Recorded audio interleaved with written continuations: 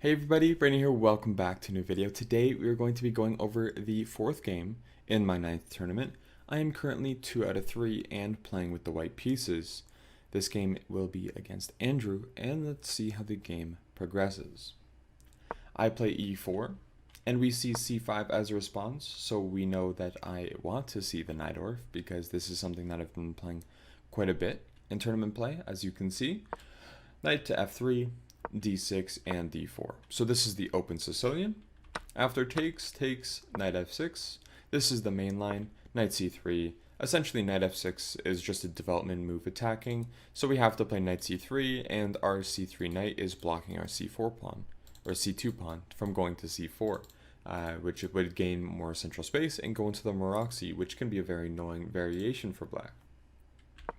Now we see a6, which is the knight orf, and the whole point is we have 3 pieces looking at the b5 square, and this just restricts all of them. This is a very sharp line. So I go into the main line with bishop to g5. We see e6, which continues into the main line. f4, bishop to e7, and queen to f3. The whole point of f4 is we wanted queen to f3, but we want to play f4 first, as there are ideas of either playing e5 or also just controlling the e5 square, which can be very useful as the knight goes to d7 and can jump to e5 in some cases, especially after e5. But okay, queen to f3 and queen to c7. I castle, so this is normal. Normally you'll see knight b to d7 here, and there's a lot of moves: g4, b5, bishop takes, knight takes, g5, knight d7, sometimes f5 if you want, where after sacrificing the pawn, the whole point is you kind of win the pawn back. Either if, it just depends on what they do, but in most cases you'll just win the pawn back. Even castling here, there's a move like queen to h5, where after they move, then you can take on e6, and as we see, we win the pawn back. But okay, lots of different possibilities here. After castles, they actually make a huge mistake, and I was not expecting it. So they played b5, and normally b5 is okay, and we should actually talk about why b5 is okay in the normal line, g4 and b5. Why is this okay? Well, if e5, we're trying to win the rook, but they have bishop to b7, so we're not actually attacking two pieces. We are attacking 2 pieces at once, but they have a defense, which is more important than us taking on f6. They're attacking our queen. So this is a very problematic thing for us to deal with. So what we have to do is we just don't play e5, because e5 pretty much loses material for us. However, after b5, I thought I was running into the same trap. Important difference. The g4 pawn means that if we move away, so after e5, there is no attack on our rook. And the important move here is queen to g3. After queen to g3, black has a lot of issues here, and they can't really put their knight on a great square. So for example, takes. This is one of the best options, just to remove some of the pawns off the board and start trading. And then knight to h5. So we can talk about knight to g7, but after a move like knight takes b5, or even bishop takes might even be better, because you pretty much have to play knight to c6, as if pawn takes, then knight takes, queen to b6, and bishop to e3, attacking the knight, and then we take on g7. And as we can see, this is just over. Even though we gave up a piece for 2 pawns, we are winning the exchange. And as we can see, they're only up 1 point of material. We're getting that 1 point back, so we're going to have 3 pawns for the piece, but we're also winning a rook. So that will be 5 points ahead in material for us. We are essentially up the exchange, but also we are up 5 pawns, which is not a good thing for our opponent. So, okay, after g4, I pretty much blunder because I missed these ideas. And it's very important to see this e5 move, because b5 is actually a weakness in this position because g4 wasn't played. But after g4, there is no idea of e5 anymore, as bishop e7 is actually better for black. We see g4 and bishop to b7. I played bishop takes f6, so I was just trying to go into the line where instead of knight b d7 being played, I just go for the same thing with, instead of playing f5 immediately, I was a little taken aback, so I decided to go h4, preparing f5. Here we see an interesting move though, and that is h5.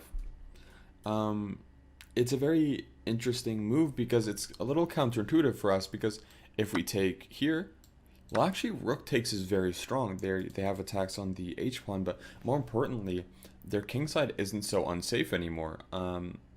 It's very surprising because there's an open line against their king, but this actually, you can say, is better for black here, and this is not a position we would want to play.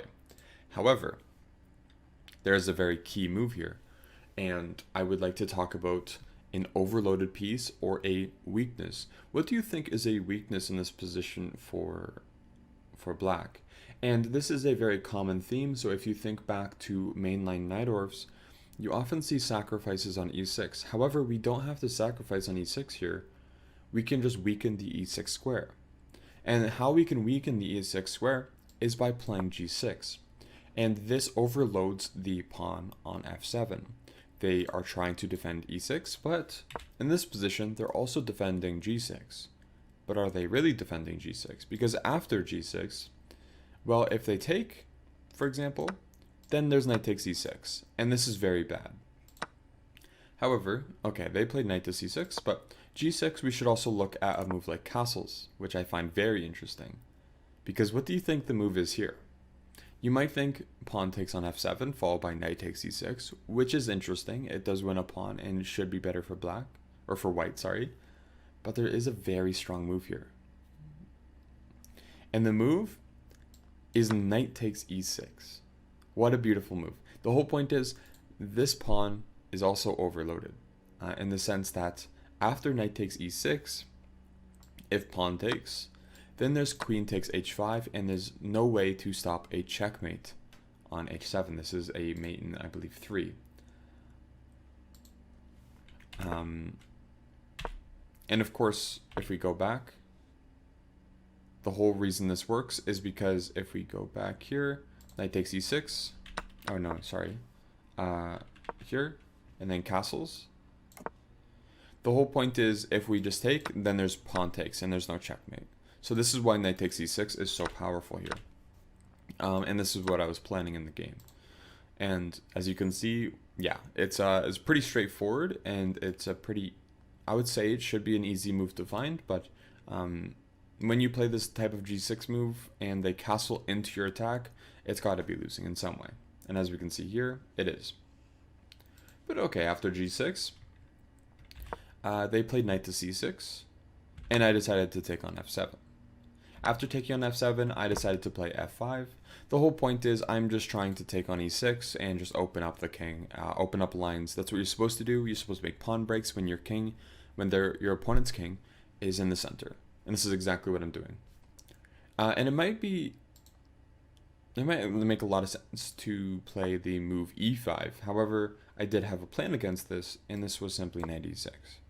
Where this knight is kind of a monster, and it's not really easy to move away. But it doesn't end here.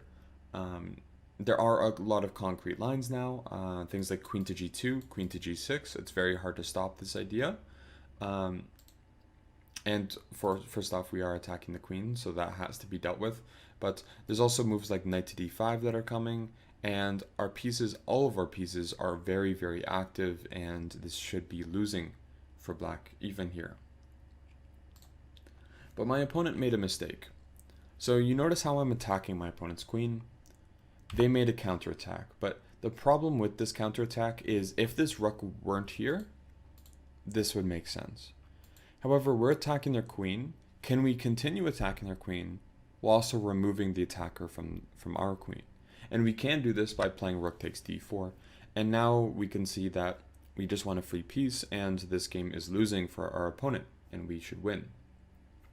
The whole point is their queen is attacked, and they can't take on d4 because we win their queen. And if they move their queen, we can just move our rook away, and this is winning.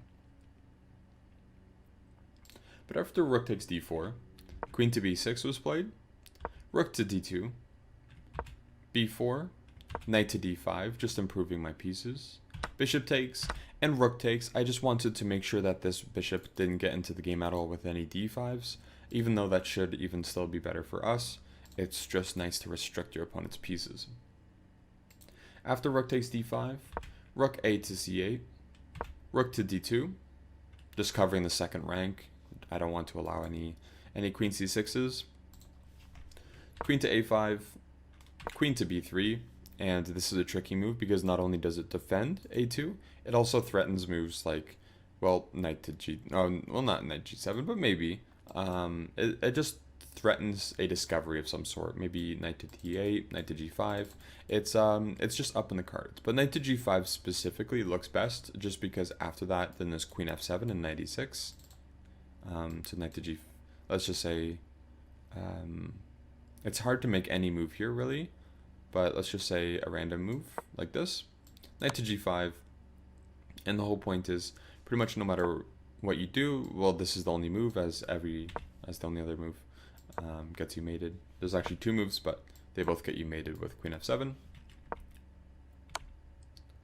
And here, going back, knight to g5, king to e8, queen to f7, king to d8, knight to e6 is possible, and this should be losing.